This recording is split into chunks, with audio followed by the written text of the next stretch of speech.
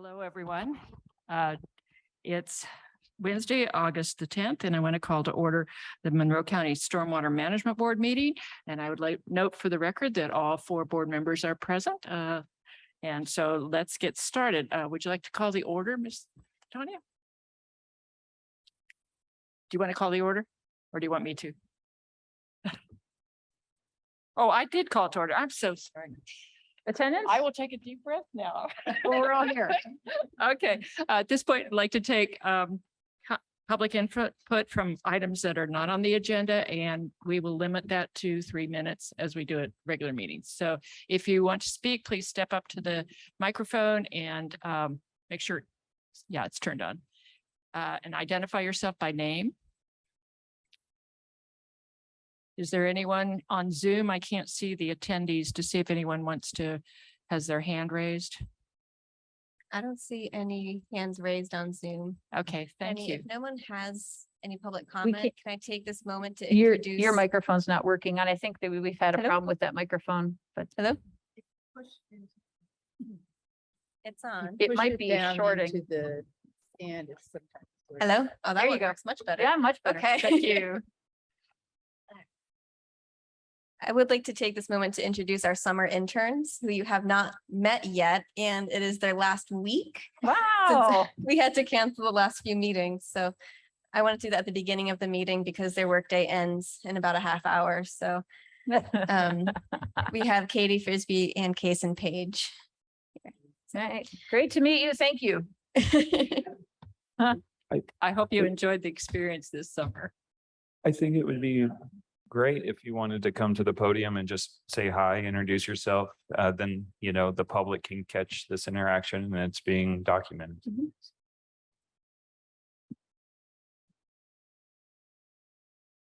Hi, I'm Katie Frisbee. I am one of the Stormwater Program summer interns, and I'm going into my senior year at IU studying environmental management.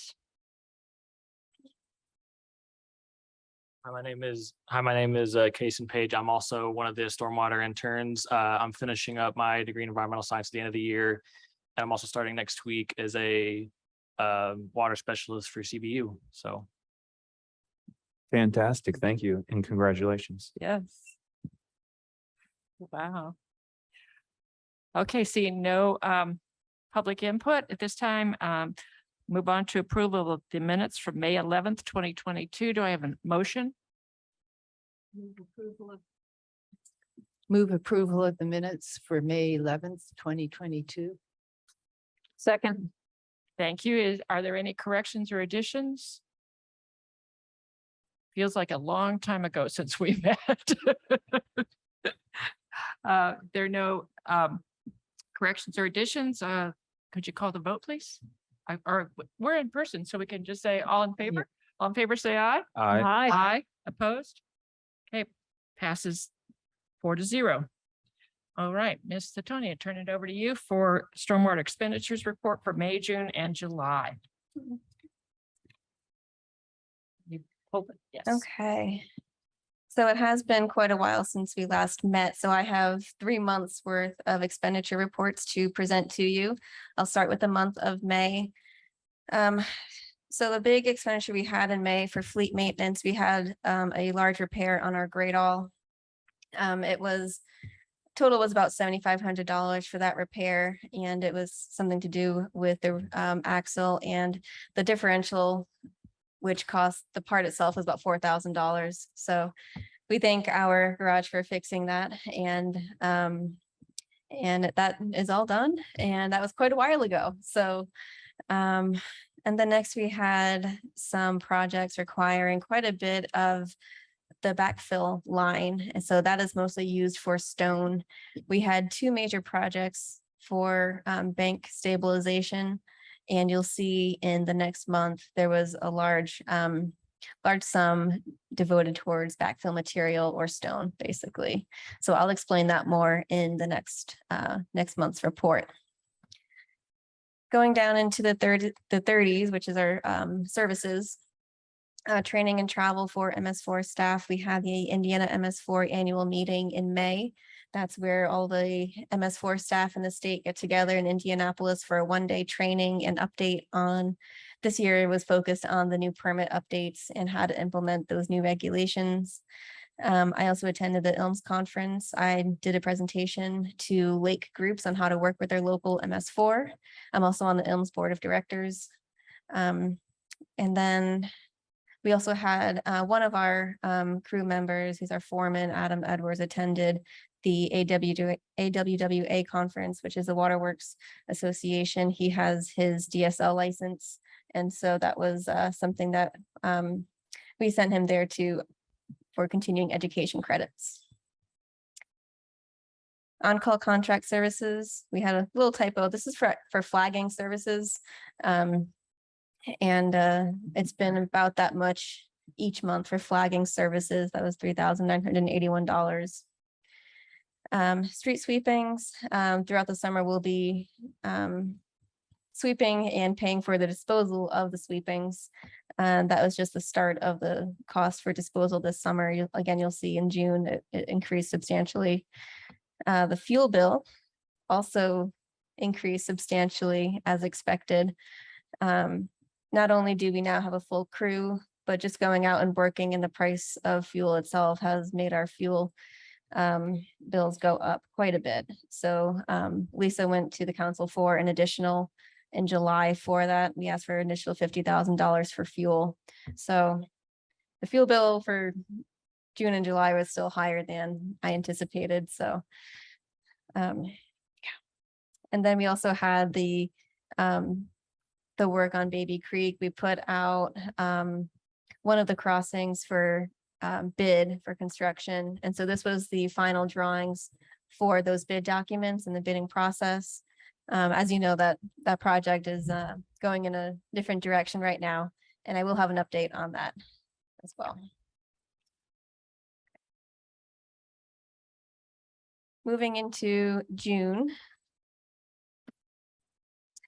Moving into June. As I said, fleet maintenance was just some standard small items, some repair to the sweepers at the beginning of the sweeping season, which is all very standard. That $18,000 in backfill material, that encompasses the two large bank stabilization projects that we did. Both of them were on Bean Blossom Creek. One of them was on North Old Maple Grove Road, where we had a portion of the road fall into the creek after a large rain event. The other one was on Woodland Road, where it was not quite as much of an emergency, but it was still an emergency because we had the road shoulder sloughing off into the stream. All permits were applied for and notification to respective agencies for those. But definitely a lot of money for stone for those projects. Training and travel, another couple of events. That one was for, I believe, I think it was for Adam's certification application for that first line there for the Chamber of Commerce luncheon. That was an enjoyable presentation by Maggie, who you will see today. And then again, going down to on-call contract services for the flaggers. We've been using flaggers all summer, and we did have to transfer some money to pay for the flagging services out of another line. And I did increase that amount quite a bit for next year. So we can talk about that more with the budget. Hydro seeding, we created a new budget line for hydro seeding, and we were able to complete seeding on this one here was for 3 road projects that we did ditching on. And they're usually, we want to do hydro seeding in areas where we have more residential properties to make sure that we're properly stabilizing those areas. And from what I saw after they hydro seeded the ditches, even the high shoulders, I couldn't even tell that they were in there ditching after the grass grew back after a couple weeks. So it was perfect time of year as well. So we need to work on timing and all of that. So it's a lot of money, but in areas where we either have sensitive areas or visible areas, people's lawns, things like that, I think it will be a really great tool in our toolbox to have on hand. Next line is street sweeping disposal. And then go down to fuel usage. So you'll see the fuel usage has increased again quite a bit. And not much we're going to be able to do about that, but it's just part of the job. And then you'll see down in the 40s, we had the vehicle purchase for the Ford Explorer. That will be for our MS4 assistant, Adam Rickert. This is to replace the 2012 Ford Focus SW01, which I hope to have surplus.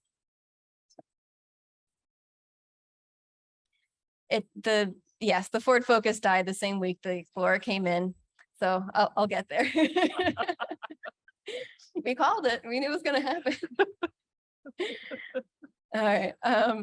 For July, now much of the same. Nothing major in the 20s for supplies. In the 30s under services. We are registering for the ANASM conference. That's the other major conference that we attend. That's in September. So we'll be going up to South Bend for that second week in September. That meeting, I do plan to attend this meeting virtually because of that, or we can reschedule, but we can talk about that maybe via email afterwards. Flagging services as well, continuing on through the summer. Disposal fees continuing. Next one I want to talk about is under engineering services. We contracted out the design of a new stormwater project at the intersection of State Road 45, Heinz Road and Birch Road. This was the contract with Abram Moss Design Group to do the surveying and design for fixing a drainage issue that we've had at that intersection. So the surveying is completed and they're beginning of the design of that project, and we hope to have it completed and hopefully implemented before next winter so that we can reduce the dangerous icing conditions there. We did another project, hydro seeding on Woodall Road. So that was the fourth road that we ended up doing, and will probably be the final one for this year. We might do a little bit more, but the bigger projects have wrapped up. I've been wrapping up the contract with Terry Quillman. He is embracing retirement and is stepping away from plan reviews. So he helped me quite a bit with a lot of the big site plan reviews in March, and I appreciate that. I'll be transitioning to working with Chris Riparian Engineering and that on-call contract for future plan reviews. All right, Bugfest sponsorship, and then getting down to monthly fuel usage for July. Again, this cost just continues to increase, and I've hopefully accounted for it in the 2023 budget. But like I said, with the full crew now and the sweepers running and all of it, we just use a lot of fuel. Okay, I do want to also explain this refund. So you see under refunds, we issued one to a property that was, she owns two parcels. One of them has an old church on the property. The other one was listed as vacant. The impervious surface calculation for the church was billed to her vacant property. So this is something that we're trying to correct. And so we reimbursed her for that, the charge on her vacant lot, which shouldn't have been charged a fee. So, all right, and then Strip Road and Morris Creek had some charge for the easement work that we're doing with the Corps of Engineers. So, does anyone have any questions on the expenditure reports for the past 3 months? Are there any questions? Tron?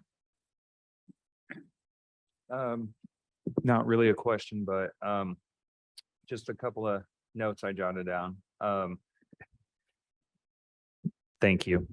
Just a couple of notes I jotted down, and we covered a lot of months there. So I was thinking when you were talking about the hydro seeding, it would maybe be nice to just have some before and after pictures. I think the public would generally appreciate seeing kind of the impacts and the effects of hydro seeding. And then I'll be attending the NASM conference too. So that might constitute rescheduling this depending on everyone else's availability, just to kind of put that footnote out there. And also, if you haven't already reserved overnight stays, the deadline for that for the block rate is the 12th. So 2 more days. We've reserved the hotels for that for our staff, so. Okay, perfect. And you were talking about having a topo survey done. I guess I'm just generally curious. Who did you decide to go with to provide that service? Yeah, so Chelsea Moss, she hired out Eric Deckard to do the surveying for that project. Great. Just curious since it's something I'm involved with. Mr. Deckard's a great person to work with. I highlighted hydro seeding again, same comment. Oh, the last one is just, I really love our support with the Bug Fest. It's very minimal cost to us, but I just wanted to advocate for that. And thank you. Any other comments or questions? Thank you. Okay, the next item on the agenda is, well, we don't have any old business. So we've been asked to provide a grant letter of commitment to support the Bean Blossom Creek watershed. And is there a motion to support this? There's a sample letter that's been provided. I'm somewhat still uncertain of how I'm supposed to bring this forth, but I move to support the Monroe County SWCD Bean Blossom Creek WMP 319 grant letter of commitment for discussion. Second. Okay, would you lead us through it now? Yeah, so I drafted a letter of commitment. It doesn't have any monetary commitment from the board, but this is going to be in-kind match as far as staff time goes. This is important from an MS4 perspective because we cannot use MS4 staff time as match for the grant if we're using it to meet our own permit requirements. So these are things that I thought we could reasonably commit to that would be outside of our permit requirements, sort of as above and beyond work. So social media posting. So if we have in our plan that we're required to do 1 post per month, we can fit in a few more posts and count that as extra time to count for their grant. Serving on the steering committee and doing any other outreach, like holding like 1 workshop for them during the course of their grant. I said that would be equivalent to about $5,000 worth of in-kind match for staff time. And just noting at the bottom that we do contribute $35,000 per year for their mini grants program that may or may not be used as for the match in the grant, but we can get there when we get there. So it's more of a note to the review committee that they know that we are financially committed to working, on conservation projects in our county, so. Okay. And do you want me to give an overview of the project itself? Kind of went through the letter, but for Bean Blossom Creek.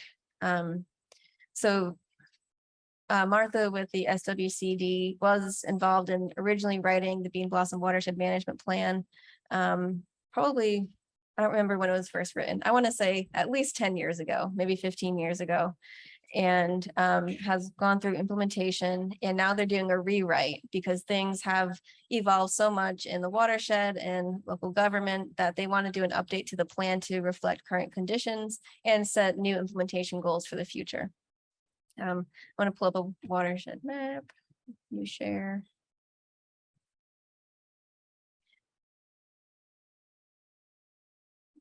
There you go. So that you can see the area we're looking at. This is Monroe County, outlined by my cursor roughly. The Bean Blossom Watershed encompasses the northern half of Monroe County. It drains from Brown County, Lake Lemon, all the way through the northern part of the county to Gosport, the northwest corner of the county. So that's the area that this watershed management plan covers, is this whole watershed here. Okay.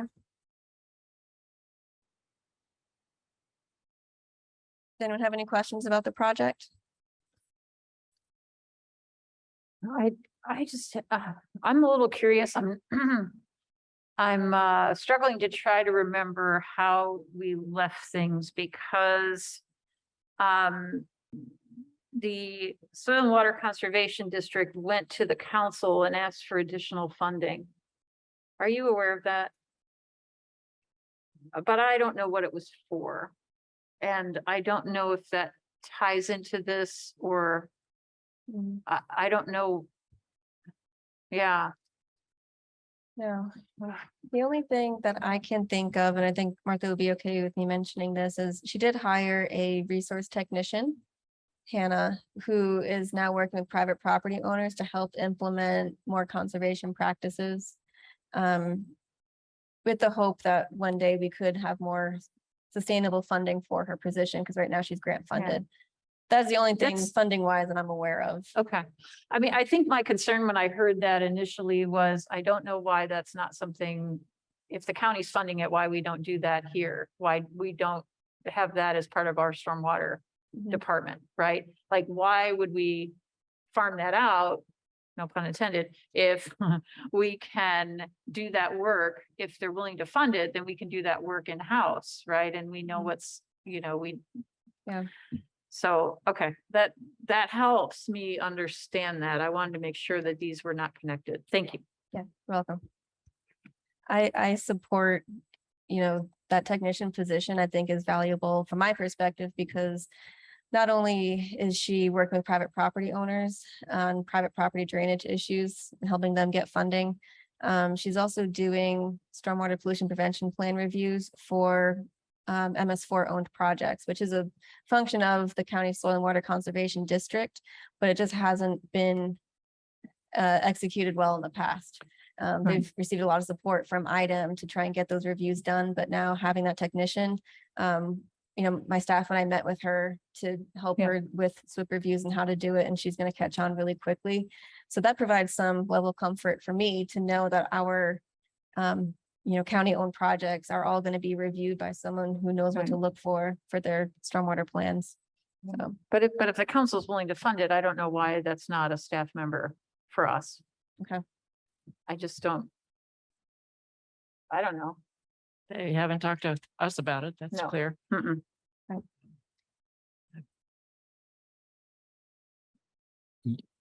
I agree with, consolidating efforts, striving to achieve the same goals and not bifurcating the efforts.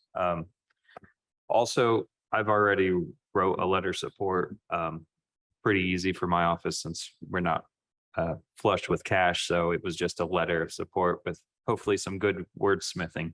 I will say I'm part of the Bean, or I hope to be part of the Bean Blossom Steering Committee. I am part of the Lower Salt Creek Steering Committee, and fortunately enough, I've been part of the Lake Monroe Watershed study. And so I think this is a great initiative for the county. We're looking at a lot of different watersheds that kind of impact our entire community, and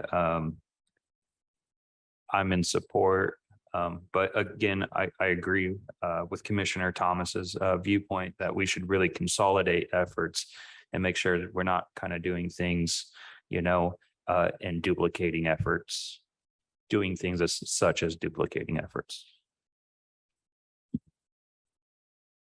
Okay, I believe we have a motion on the floor. Are people ready to call the vote? The motion I made was for discussion. Should I read it for a vote? And I'll just do it just for sake. I move that we approve the Monroe County SWCD Bean Blossom Creek WMP 319 grant letter of commitment as outlined. Second. Okay. I have the sense that that the first motion was about that, but let's go ahead and vote on the motion to provide this letter of support. All in favor, say aye. Aye. Aye. Motion passes 4-0. And do we need a vote then also on the desire to even discuss it? All those, Can he withdraw that? yeah, can you just withdraw the motion to bring it up for discussion? Thank you. Yeah, withdraw. Okay, If you Yes, make a I will. motion, it doesn't mean you're voting for it or against it, but it brings it to the floor for Right, discussion. right, So right. it's easier just to make a motion to approve and Well, I'll remove the motion for discussion. and- Okay. thank you. so let's move forward then to the Lawrence County Lower Salt Creek Implementation Grant Letter of Commitment. Do I have a motion to support the letter? I'll move for support of the Lawrence County SWC Lower Salt Creek Implementation 319 Grant Letter of Commitment. Second. Is there any discussion on this that is different from what? Any discussion at all? Looks very similar to, Yeah, It yeah. looks very similar. I'm kind of curious if there's anything Kelsey would like to highlight. So this project is different from Bean Blossom. Bean Blossom is the rewrite of their watershed management plan. This letter is to support an implementation grant for Lower Salt Creek. Lower Salt Creek is currently in the watershed management planning process. Tron and I both serve on the steering committee. Lower Salt Creek covers everything, most of city of Bloomington and south. And so that is everything south of the Lake Monroe watershed. So Lake Monroe captures the east-southeast portion of Monroe County. Lower Salt Creek is everything downstream from there. So it's basically Clear Creek going through Monroe County. It includes Sinking Creek, which I like to know all the time, make sure that's important. Going south, following all the way down to Bedford. So this grant will be for implementation of their watershed management plan, which we hope to complete at the end of this year, I think. I have a question, whether it's relevant or not, to point out our support for the Monroe County Soil and Water Conservation District, because I don't want anybody to think that.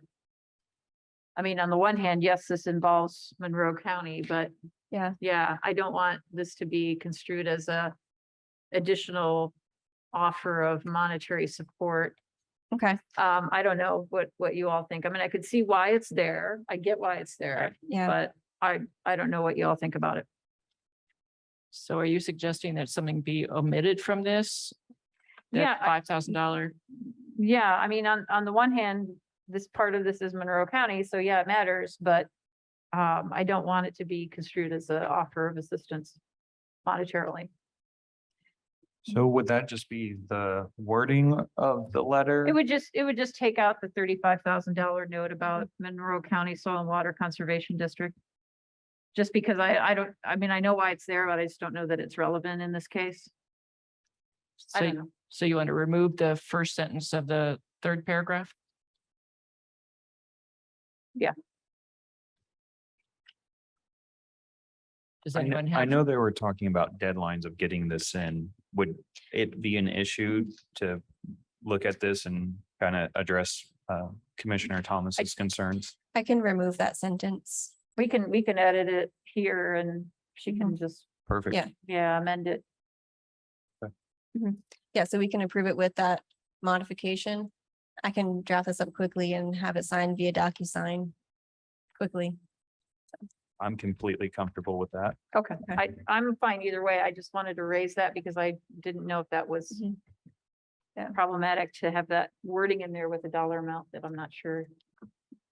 I I'm don't know. fine with that as well. Okay. So I'll make a motion to edit the letter to remove the first sentence of the last paragraph. Second. Okay. I think we've already discussed this then, so could I have a vote to amend the letter to remove the first sentence of the third paragraph? All those in favor say aye. Aye. Aye. Motion passes 4-0. And then is there any other discussion on the letter itself? Are we ready for the vote? All those in favor of sending the letter of support for the Lawrence County Soil and Water Conservation District, please say aye. Aye.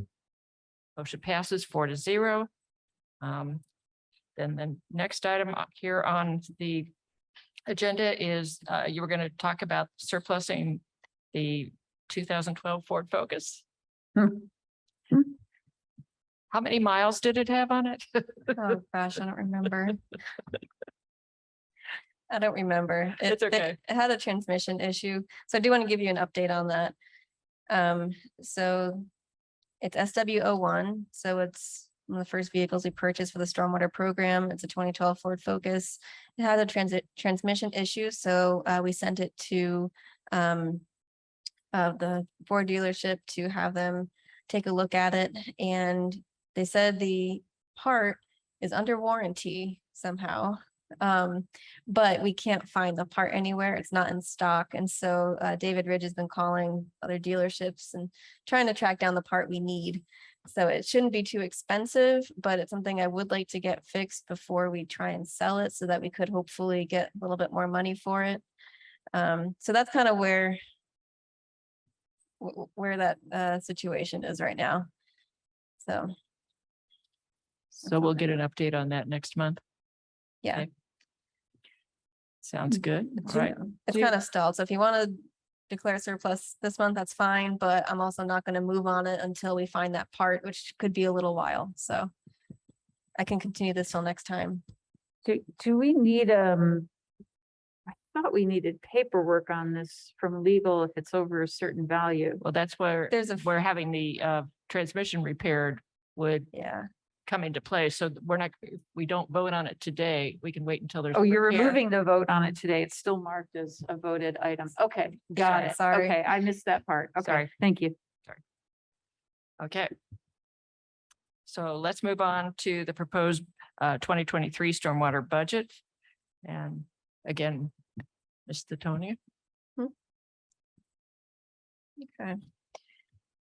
Okay, so the 2023 stormwater budget, I would like to thank the admin staff and Kim for allowing us to do this a little bit late. They accepted a draft version of the budget and we will approve it at today's meeting, and they've accepted it a little bit later than their deadline. So first, I just want to appreciate everyone working with us on this. So let's see, for the 2023 budget, I have made some notes and on the right-hand side of the column to let you know what I've changed from the 2022 budget. So I'll go through those notes and change. All the salaries are set by the salary ordinance, so those are standardized, haven't changed. Okay, so for office supplies, I have increased that amount. Main reason being we have Lynette as a new admin assistant and the highway staff are moving out to the garage, and so we've found a need to buy a few more things than usual to fill in some gaps in the office. So that's why I increased that line. Official records remains the same. Field crew supplies remains the same. Fleet maintenance remains the same. Sampling equipment remains the same. Seed and mulch and plantings remains the same. Pipes remains the same.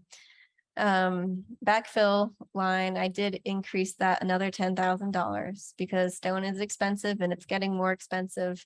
And this will help us pay for some of those unexpected projects where we all of a sudden need to take in a lot of class 1 riprap on a stream bank and all that. So that's why I increased that one significantly.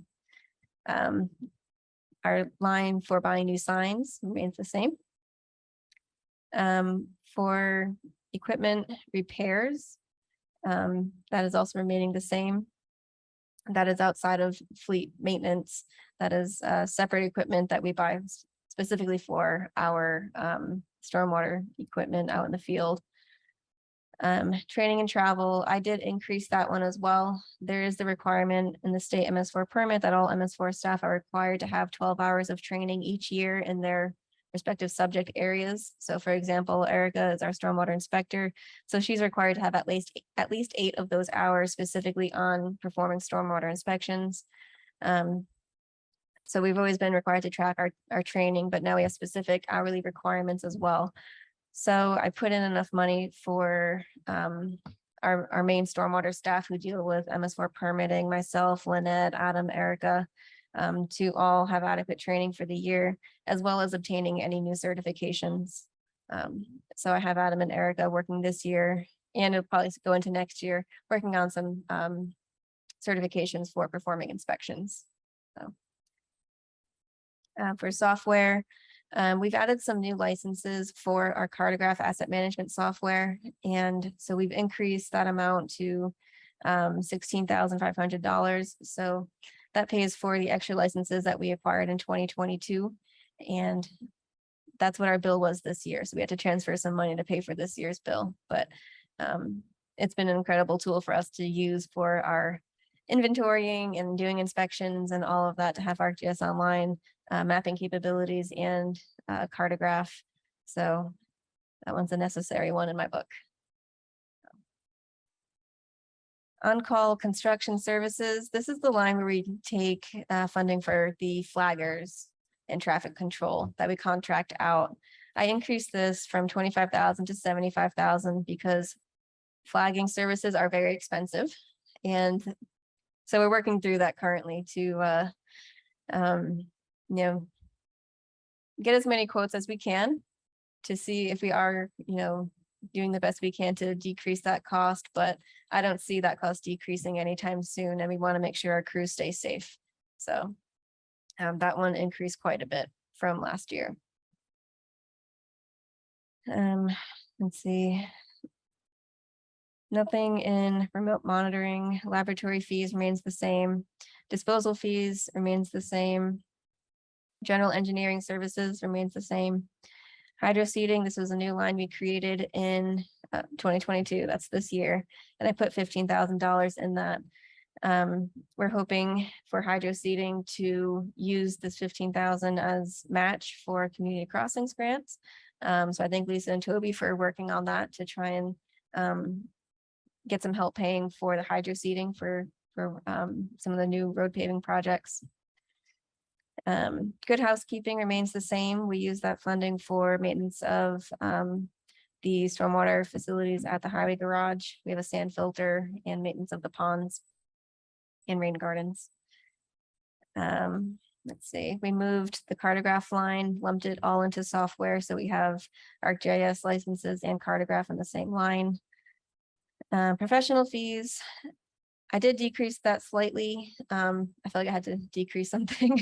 And so this is typically for other contract services we have, such as our contract for plan review services, contracts for our ordinance review and rewrite, projects like that. So 38,000, I added a few thousand more for public education and participation. 35,000 is used for the SWCD's mini grants program. And then I needed some money to pay for things like booth registration, additional just events that we're doing and putting on for services for education and outreach out in our community. Printing and advertising that pays for our calendar. A good chunk of it is our calendar. And then other mailings we do. Fuel, I increased this to $100,000 for next year. This is equivalent to about $8,000 per month. You saw our highest fuel bill so far this summer has been close to $9,000. I made that decision before I saw the $9,000 fuel bill. I saw it getting close, and so I'm doing my best to anticipate what it's going to look like. So again, that increased from $50,000 to $100,000. And I know highway is dealing with very similar issues. Okay. Postage remains the same. Communications remains the same. Drug testing for new employees remains the same.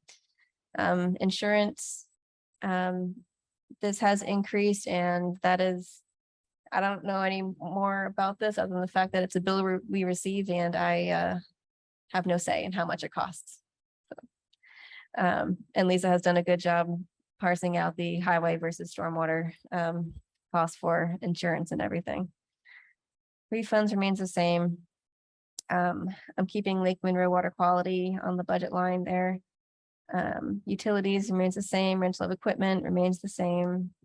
Copier machine remains the same. Since we'll have the copier to ourselves now that the highway staff are moving out to the garage. I'm not sure if that's going to have to change next year, but hopefully it won't be a big issue. I'm putting another $500,000 into implementation for Baby Creek and Stip Road. I'm hoping to have contracts for both of those by the end of this year, so we'll have progress on those for implementing those projects, hopefully by the end of this year. And then I put in the $50,000 for a new stormwater pickup truck. I think we discussed this at our last meeting, the whole moving around of the vehicles. And we're trying to make one of the oldest vehicles that had previously been surplus, and we took it on a long time ago. It's in very, very poor shape, has a hole in the floorboard. The crew uses it as a work vehicle. We're hoping to get rid of that one and kind of shuffle some of the older trucks down the line. The new truck, I'm expecting to get just a small pickup truck. Hope to give that to Erica and pass her F-150 to Jason, the crew. So. Does anyone have any questions about the 2023 stormwater budget? Any questions? A few. I'm always delighted to support training opportunities, so I'm happy to see an increase in that line. It shows that we're taking advantage of getting people out and giving them educational opportunities. Let me kind of just go through. So the on-call increase is kind of mainly flaggers, more or less. Okay.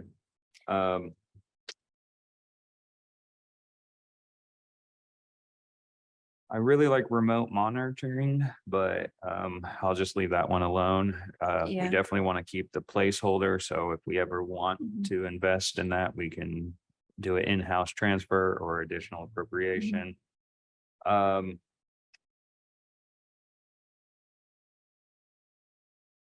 I like the consolidation of the software. Might have a further conversation with you on that one.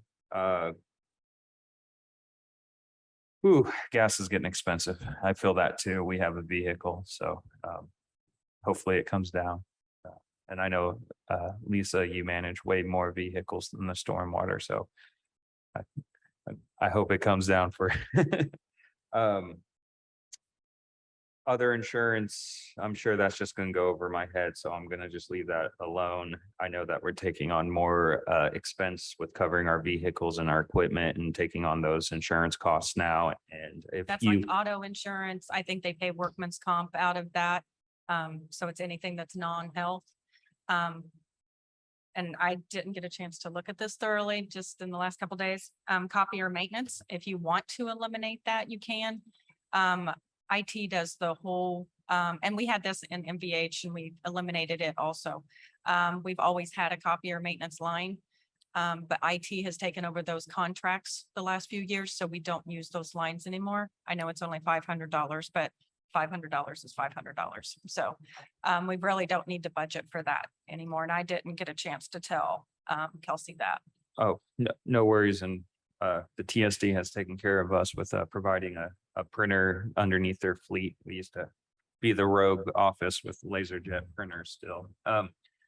And then my real larger questions is the appropriation for $500,000 in the Baby Creek and Snip Road. Are we anticipating that amount of expense to finish these projects?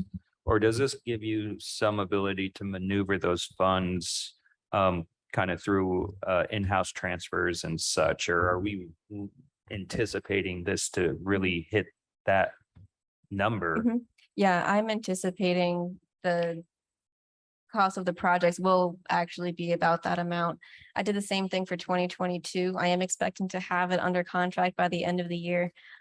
We had estimated one of the Baby Creek low water crossings was going to be about $500,000.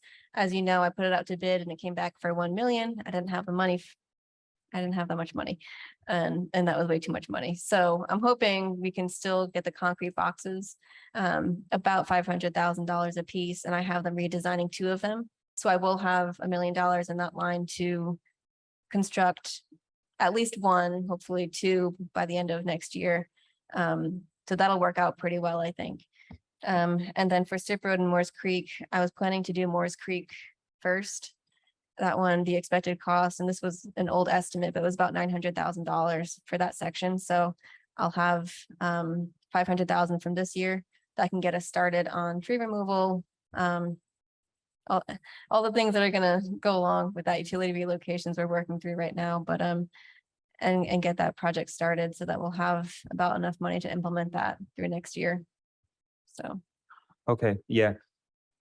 Well, I'm not expecting much wiggle room, and if I would love to put more in those lines, but that's how I'm getting by right now without actually bonding for the projects. well, great. I mean, thank you for the explanation and not great that we don't have wiggle room. I know we're coming to some completion, so it'd be nice to, finally move to the next project, but that's just gonna cost more. So thank you. It might also help.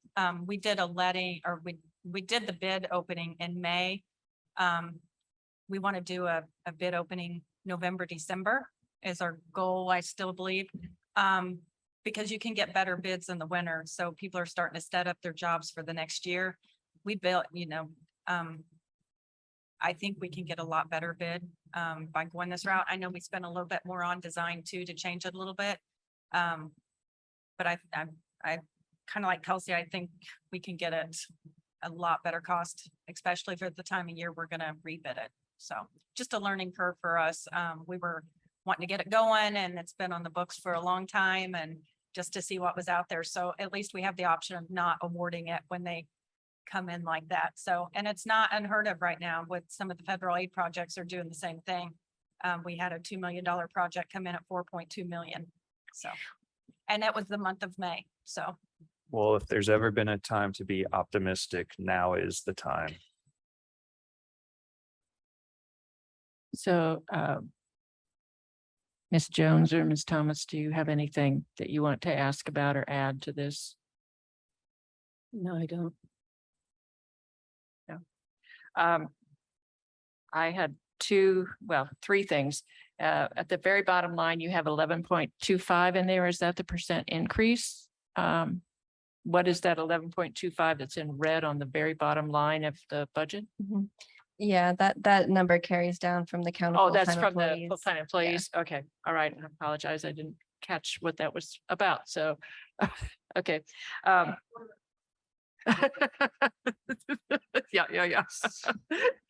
Upper left-hand quadrant. Okay.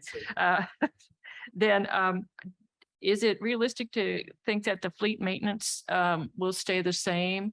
Because I was under the impression that parts and things like that are going up. Yeah, that one, it's hard to predict because it's based on what pieces of equipment decide to break. We do have some newer equipment now with the vac truck being new, the our mini excavator new also, yeah. So I'm hoping that since some of our bigger pieces of equipment, they are still new, that we won't have too many big things breaking right now. But it's just really hard to predict that. Like I said, the issue with the grade all we had a scare. We thought it was gonna be like a $30,000 fix and ended up being $8,000. So yeah, I think I just have to give credit to our garage and mechanics to help us work through those issues as they arise. And a good way to think about it is about the categories, because once you establish the total dollar within each category, the money can be moved. So, if you see a lot that's low in one category, that's kind of an indicator of something. Yeah, Right. Thanks. Right. And were you suggesting, Ms. Ridge, that we remove the $500 for the copier maintenance, line 38,290? Basically, it will not be used. It would not have to be budgeted for. If you want to leave it in there and not have to go back and change anything, we can always eliminate it next year. We could always use that 500 and transfer it into another line if we need to. And then we can just eliminate it next year. I would just leave it. I was going to say, what's the pleasure of the board? Yes. Okay. So is there a motion to accept the budget as presented? So moved. Second. Is there any other further discussion?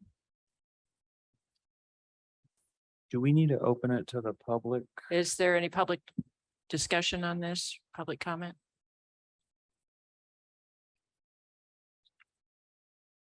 If not, a call for the vote. All those in favor, say aye. Aye. Motion passes 4-0. Okay, the next item on the agenda is a Lake Monroe Watershed Management Plan presentation by Maggie Sullivan. It looks like we've got some beautiful. Hello, I think Kelsey's gonna get the PowerPoint slides lined up. But I'm excited to be back and talking with you. It's been over a year, I think. And we have finished our watershed management plan. I left a copy of the executive summary for each of you. That's the nice, pretty 10-page version. The 200-page version's on our website if you ever care to read through it all. So my name is Maggie Sullivan. I am the Lake Monroe Watershed Coordinator. And with me today is Iris O'Donnell Belisario, and she is the new Executive Director of Friends of Lake Monroe. She's going to speak a little bit at the end, but I just want to run through the watershed plan. And I'm going to keep gesturing at Kelsey for all my slides. So as you know, we started this project back in 2019. We had funding from a 319 grant, and just like the ones we were discussing in Bean Blossom and Lower Salt Creek. We also had funding from the city of Bloomington and from you, the Monroe County Stormwater Board. And thank you very much for your support. We hired a watershed coordinator, me, and we had a steering committee with about 20 people representing stakeholders throughout the watershed. And thank you, Julie, for serving on that committee. Next slide. So watershed management plan is a clear plan of action for addressing water quality goals. So it identifies the problems and proposes solutions. But as the name says, it looks beyond the water body and looks at the watershed. This next slide is a map of the Lake Monroe watershed. More than half of it is in Brown County, about 20% in Monroe and about 20% in Jackson. And if you can click through 3 times, the 3 main tributaries coming in are North Fork Salt Creek, Middle Fork Salt Creek, and South Fork Salt Creek, very creatively named. And you can see Monroe County is sort of the western part of the watershed, or alternatively, the southeast corner of Monroe County is in the watershed. To develop the plan, we gathered data, analyzed it, used it to set some goals, and then developed an action plan for how we will reach those goals. Next, throughout it all, we really focused on education and outreach, trying to engage the community and get their support. Next. This is a map of the watershed showing land use. You can see our watershed is largely forested, which is unusual for Indiana, but great for water quality because forests do a good job holding the soil in place. This map shows us the topography. We live in a very hilly area, as I'm sure you all know.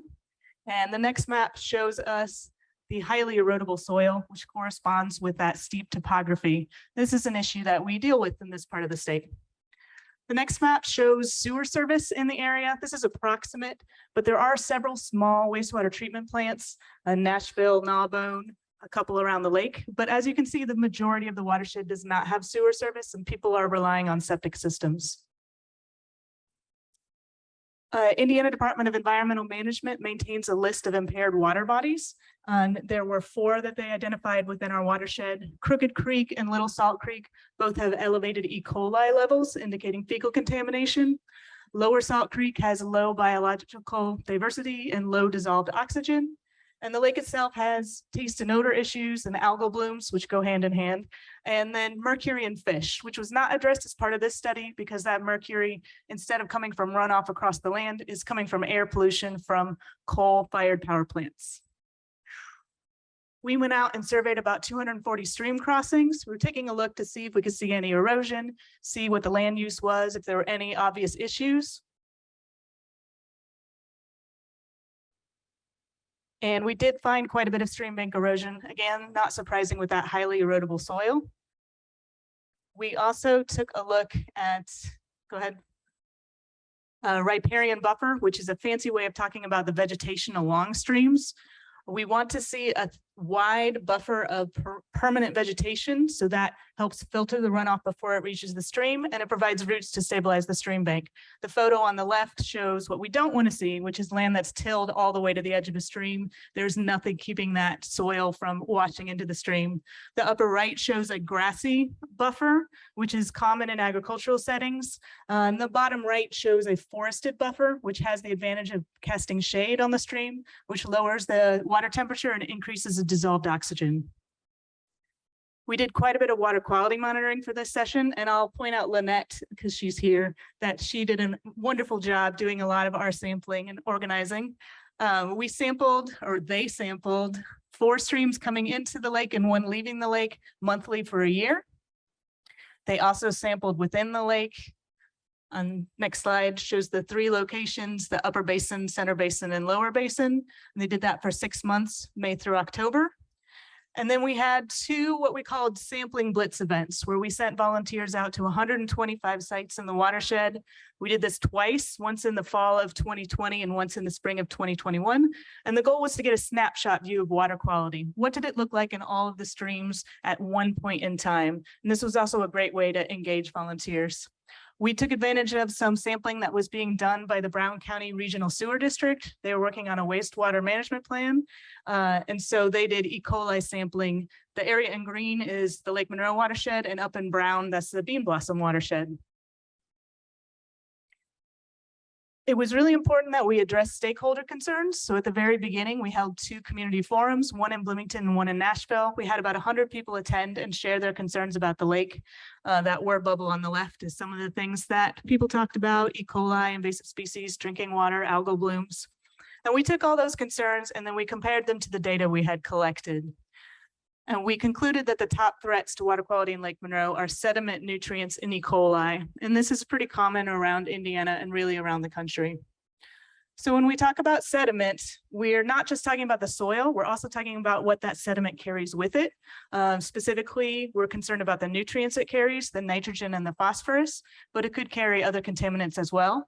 And there are many, go ahead and click again, many potential sources of sediment: stream bank erosion, lakeshore erosion, heavy livestock use that churns up the soil, conventional tillage, development, in some cases a timber harvest. Really anywhere that bare soil is exposed, it has the possibility of being, you all know this, washed into our streams and on into the lake. When we look at our data, sediment concentrations in Lake Monroe were actually fairly low, which was nice to see. But when we look at the tributaries, we can see it's highly variable. And when there is a big storm event, we see big spikes in sediment.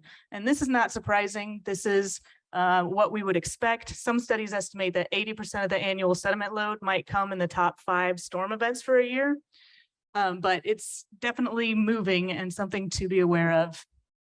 When we look at our Blitz data, our sediment concentrations were pretty low, and I attribute that to the weather. We had beautiful sampling days, but in the fall it was a drought season, so there hadn't been much stream flow. And then in the spring, the creeks were a little higher, but it had been a few days since there was a rain, and the sediment had mostly settled out. We modeled to see what's the sediment load coming into the lake and going out. And again, not surprising, but about 92% of the incoming sediment load is stored in the lake, about 36,000 tons per year. And again, this is what happens when you build a lake, because normally streams move sediment downstream. When you put that dam in, the water movement stops and the sediment settles out. Let's talk about nutrients. The big concern about nutrients is they can stimulate harmful algal blooms, and those blooms can limit recreational use of the lake. They have a potential health impact. In some cases, they produce toxins. And even when those toxins aren't present, it increases the complexity of drinking water treatment. It's harder to get clear water. It's harder to get tasteless water. There are a variety of sources. Go ahead and click again. We mentioned that it can come in with sediment, also animal manure, human manure, fertilizer used on crop fields, on lawns, on commercial properties. These are all common sources of nutrients. When we look at the data, I'm going to focus on phosphorus since that's the main stimulator of harmful algal blooms. Almost 90% of the hypolimnion samples in the lake, these are the ones towards the bottom of the lake, the deep water samples, most of those were over our target. and about a quarter of the epilimnion samples, the ones that are closer to the top. This means our lake is eutrophic, mildly to moderately eutrophic. It's got too many nutrients, which makes it likely to have blooms. And click again, you can see those really big spikes are all happening in the hypolimnion in the lower basin. So the very deepest part of the lake. And what that indicates is that phosphorus is being released from the lake sediment. This happens during the stratification period where there's no oxygen at the bottom of the lake, and that lets the anaerobic bacteria release some of that phosphorus. And that's important to keep in mind because our big focus with this project is reducing the amount of phosphorus coming into the lake. But even if we reduce that, eliminate that completely, we may not see a change in the lake right away because there may still be phosphorus being released from the sediment as long as it takes to work through what's there right now. When we look at our tributaries, we saw quite a few exceedances. So phosphorus levels are relatively high in all of the main tributaries. And when we look at our Blitz data, we didn't see too many exceedances in the fall Blitz. And again, I attribute that to the drought conditions. But in the spring, we saw almost 70% were over our target.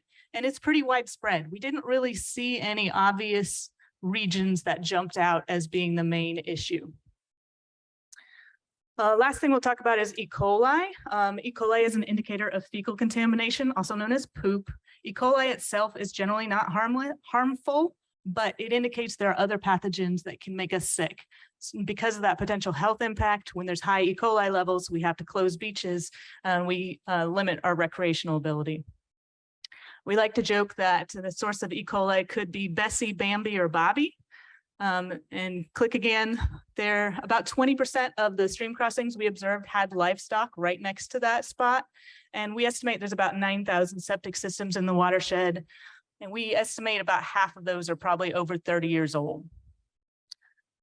We did do a fecal contamination source analysis. This is getting above my pay grade, but this was a coliphage study looking at coliphage viruses that infect coliform bacteria. And those can be linked to either human or animal sources. We sent in 17 samples. We only got results from 5, and 4 of those samples show like a 50-50 split of probability of human versus animal. 1 from Greasy Creek seems to be human, but really our big takeaway is both human and animal sources are present and we'll need to address both. Go ahead and advance to the next slide. E. coli levels in the lake, I'm happy to report, were extremely low. So yay.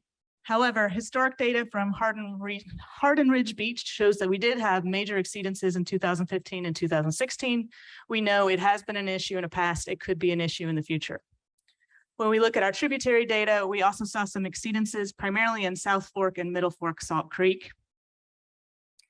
And when we look at a combination of our Blitz data, the Brown County Regional Sewer District data, and the tributary sampling, we see we had exceedances in a number of spots. And again, there's not really a solid pattern of any particular region. It seems to be just all over the watershed. There are areas that have issues. So we used this data to set some goals. We calculated our current pollutant loads, our target loads that we want to see, and how much reduction is needed. It's pretty significant. For phosphorus, we're looking at an 80% reduction. For sediment, we're looking at 42%, nitrogen 20, E. coli 45. So we want to really reduce the amount of pollutants getting into the lake. We went to identify critical areas, and as I said, we didn't see really a geographic pattern, so we focused on sources. We want to address any place that's using conventional tillage, heavy livestock density and livestock in streams, forestry sites that have active erosion, streams that don't have a riparian buffer, stream bank erosion, lakeshore erosion, and of course, leaking septic systems. So we put this all together in our action plan. And again, the idea is to address the source of pollution where it's at by changing land use practices so these pollutants are not getting into the water. We'll be able to measure our practice by looking at how many acres of land we're changing the practices. And we can also run models to calculate how many tons of sediment reduced, how many pounds of phosphorus. Our action plan will be completely voluntary. We are not coming in telling people what to do. We are inviting landowners to make changes. So we do want to offer incentives. We're looking at a cost share program where we can help share that financial burden of changing practices, and a lot of education, having demonstration sites, particularly on farms, having field days, workshops, putting things out in brochures, any way we can spread the word. Some examples, when we're talking about livestock, that's fencing animals out of streams and putting in heavy use area protection where they gather to protect the soil. For cropland, that's no-till or low-till agriculture. That's planting cover crops after the main crop is harvested to protect the soil over the winter, and putting in riparian buffers or grassy strips between the cropland and the streams. For forestry, there's a variety of best management practices focused on erosion control and careful stream crossings to minimize impacts. Riparian buffers, we really want to focus on expanding them where we can. We'd love to see forested riparian buffers since that has extra benefits for the streams, but we understand that's not always compatible with farming since it can throw shade on the cropland as well. We are going to promote septic system maintenance. We're already doing some of that, and it's surprising how many people don't know the basics. They don't understand that they need to pump their tank every 3 to 5 years, and they need to think about what they're putting down the drain.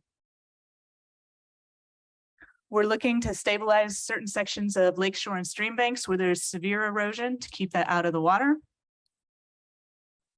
And really educate, whether people are homeowners, farmers, foresters, our actions make a difference in water quality, and we have the opportunity to protect and improve our waterways. We want to activate community members, get them engaged, get them participating, empowering them to make a difference. And we also want to encourage collaboration between groups. We have a very large watershed. 440 square miles is a lot. We've got 3 counties we're working with, plus a tiny bit of Bartholomew and a tiny bit of Lawrence. We have a lot of state land, federal land. We have farmers and foresters. We have conservationists and recreational users. And all of these groups can play a role in protecting our lake. So we have our plan. Now, how do we put it into action? Well, we've already started with our Lake Monroe Community Action Initiative. This is funded with a grant from the Community Foundation of Bloomington and Monroe County, as well as funding from the Stormwater Board. Thank you again. And the big goal of this is to increase awareness of the watershed plan and get people involved and engaged. We held public forums again in Bloomington and Nashville and virtually over Zoom. And we have been putting out educational materials on our website and our newsletter, doing a lot of presentations, trying to get the word out so people understand the work that we're doing. We will be hosting a watershed summit on October 22nd in Brown County and bringing together local leaders from across the watershed. And Iris is going to speak a little more about this at the very end. We also have been running a septic system maintenance cost share program. And the idea with this is to give vouchers to households in the Monroe County portion of the watershed that could be redeemed for half off the cost of septic tank pumping or septic riser installation, with a household limit of $100 for one service or $150 for both. We sent postcards out to 3,000 households. We received requests for 95 requests for vouchers. We also held a septic workshop in partnership with the health department. And I've heard from a number of people that did not take advantage of the voucher program, but used it as a reminder to pump their tanks. So I count that as a success as well. The last part of our community action initiative is laying the groundwork for our next phase of work, which will be a cost share program for best management practices. So we've been starting to talk with landowners, build connections with partners like soil and water conservation districts and Natural Resource Conservation Service to try and identify landowners that might be interested in making some of these changes on their property. We are anticipating starting this next project this fall. This will be a 2.5-year project valued around $300,000. Funding would come from the 319 grant, and the Stormwater Board has again generously agreed to support us. We've got other partners as well. Indiana Geological Water Survey is one of them. But the heart of that will be a cost share program for best management practices. And then we'll supplement that with lots and lots of education and outreach. We'll have agricultural field days, forestry workshops, and we're going to hold septic workshops for homeowners, teaching them about proper septic maintenance. We are planning to send educational mailers to all 9,000 households in the watershed.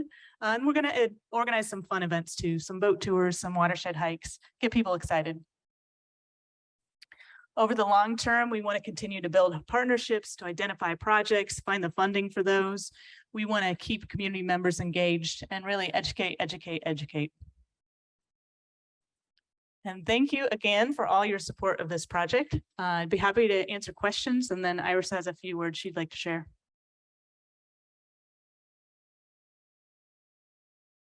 Other questions? Yes, I have a question. When you talk about no-till as being beneficial, in places where I've seen no-till are some of the places where I've seen the worst erosion. Really, Yeah. we should talk more, because Okay. that does sound concerning, but when done properly, low-till should reduce erosion dramatically. Well, So- low-till, but no-till. Well, no-till in particular. Yeah.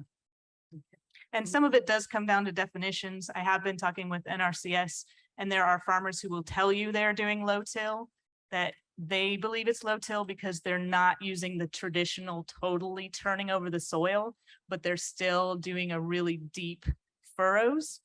And NRCS would say that's not low-till, but the farmer says, well, that is low-till compared to what I used to do. And so there's an educational opportunity there. And also the context we were talking about was the best way to approach people who think they're doing the right thing, to support them in wanting to do the right thing while nudging them to make a change. One thing jumped out, well, actually a lot jumped out. I thought it was a fun presentation. I liked some of your choices with the photos. And this kind of foreshadows, was it Greasy Creek that had like 96? 93% probability of Of human human poo. waste. Okay, And that's within the limits of this study, because again, this is just looking at viruses that infect coliform bacteria. So of those viruses that were detected, 93% of those seem to be coming from a human source. And it could be that they only detected a handful. It doesn't necessarily mean that 93% of the waste there was human, okay. even though that's the way our brains want to jump. In my initial thought is maybe there's a failed septic or supposed to be a septic somewhere that's It not. does seem probable. So Yeah. I just thought that was really interesting, and it shows kind of how you can really focus on certain issues and areas. So great presentation. Thank you. Very Thank you. informative. I agree. It was very, very thorough. How minutely can you drill down to where the problem sources? It's tricky, and data is its own beast to try and figure out how much can we really tell from this information. We have used some of the Blitz data to go out in the field and look for, gosh, we had high sediment here. What's happening around here? And in some cases, we were able to say, oh, look at that giant pile of mud. It's probably that. And in other cases, it's not as obvious. And so it's hard to know what the next step is. The other challenge that we will be dealing with is we are working entirely on a voluntary basis. So it is possible, likely we'll have situations where we can find an area where we say there's a problem here and the landowner says, yeah. So I'm hoping to go into this with a very positive attitude and very encouraging that we can get people to change, and also keeping in mind that most of us may take some time to change. And that's another part of the reason this is a long-term project, that we may suggest an idea this year that doesn't take root for a few more years, but then eventually it does. You also said that there was a watershed summit on October the 27th at Brown County Library, Yeah, right? Iris have a will time? speak a little bit about that. Do you know what time it'll occur?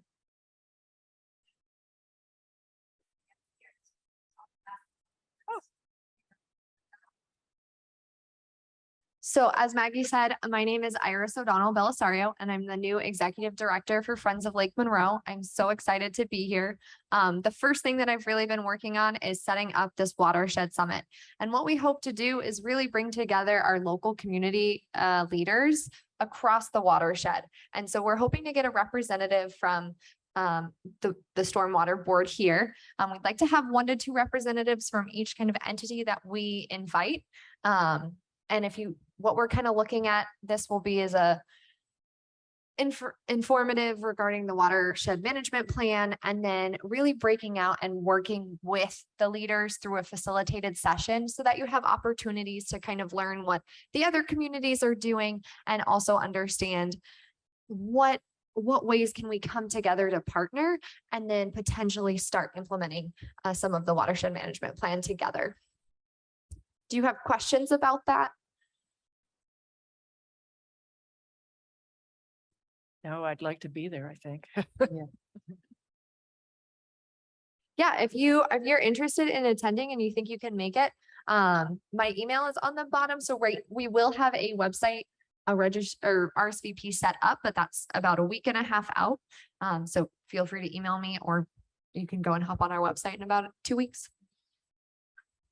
Do you mind stating your email address just for anyone that is curious? Sure, it's director@friendsoflakemonroe.org. Point. Are there other questions or comments? Is the general public invited to this? This is by an invite only event, so the general public is not invited to this. There are specific community leaders that we've identified that may be coming, that might not be elected officials. Thank you. Great, thank you. Thank you for coming today. Wow. It's a lot to digest this quickly. Especially if the original report was 200 pages, so, yeah. I just want to say thank you for coming today as well, and congratulations. Okay, wow. Moving on, staff reports. Ms. Ridge? I will keep this brief because it's 4:20 for you. So I do want to thank Kason and Katie for their work that they did this summer for us. I know they inspected and inventoried a lot of ponds. I think it was 280 ponds to put into our inventory. And I also, as Kelsey mentioned, we're fully staffed on the crew, knock on wood, with the stormwater crew. I want to thank the highway crew, CB crew, and stormwater crews. They worked really hard. If there was a crew that did not have any, was short on staff, or somebody was on vacation or sick, or they just worked really well together. So Jason could keep the stormwater projects going, or vice versa. They work well. They meet every morning before the crews come in, deal with those situations, what equipment's needed. So I want to thank everybody at the highway garage and stormwater that's did that cooperation, and I see it that it will continue and only get better. So our new stormwater crew is Aaron Pierce. He had actually applied as a truck driver at the highway department, but he came in with some back truck experience. So the highway superintendent kind of thought maybe it'd be a better fit, and had Jason Moore talk to him. So they were lucky and got to hire him. Branson Gilliland left to go on his own, be self-employed, excavating. That's what his family has done in the past. So we wished him well. And then Tim Roberts used to be in he was highway, and then he went to stormwater, and then he went back to highway, and now he's back to stormwater. But he's a great employee. He just wanted to do something different at the time. And so he wanted to go back to the stormwater crew, and new management, with Jason being on the crew and everything. But he's been a long time and good employee with the highway department also. And that's really all I have. Thank you. Ms. Latonia. I wanted to give you an update on some work anniversaries we've had. We have a couple big ones for specifically our crew members. Michael, one of our equipment operators, he had a 5-year work anniversary in June. And so we thank him for his service. We had a few 1-year work anniversaries. Adam Edwards, he's our foreman. He had a 1-year work anniversary in July. Erica Penna, our stormwater inspector, also 1-year work anniversary in June, and Brendan Pratt, a 1-year work anniversary. The big one is Jason Moore. He has his 10-year work anniversary at the end of this month. And he is one of the first stormwater employees and just a very valuable employee. He's our stormwater crew supervisor and holds so much knowledge about the county and stormwater management in the county. So we thank him, especially for his 10 years of service. That was my staff report. Short and sweet. I want to say thank you for the 10 years of service. Yeah. I wonder if there's cake for 10 years of stormwater. Make cake. Bakes it.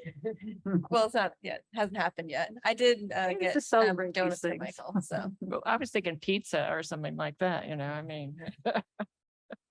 Something you We can will take. have some type of celebration for Jason at the end of the month, so.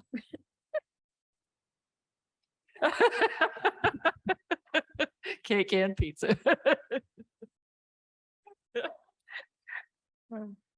Okay, before we end, I think you indicated that there was a problem with the meeting time in September. Is that correct? Yes, I'll be attending the ANASM conference in September. I'm willing to attend virtually, but also if Sean's gonna be at the conference as well, it might be worth it to reschedule. Oh, yeah, and the budget hearings. I was Yeah, gonna it's say, just I a think bad we week. need to check the calendar for other things going on that week. Yeah. Mhm. It was on that Wednesday, so. Yeah. So what, do you have a suggestion for a different meeting date? And we'll need to make sure that we notify others to get it on the county calendar as well. Can we meet next in October? I don't have anything pressing. The only things, you guys approved the letters. The only thing that I would think that would be on hold is doing that surplus for the vehicle and it'll be fixed by then, but if you don't want to surplus it till then, but.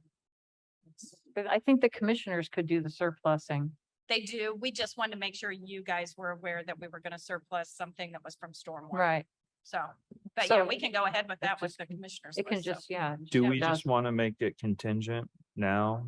To, To okay. cancel September and just have. no, October. to approve the surplusing, so then you can I just don't move. think you We have don't, we to. can't. Oh, we can't, 'cause we not don't know the until there's other valuation. evaluation. Okay.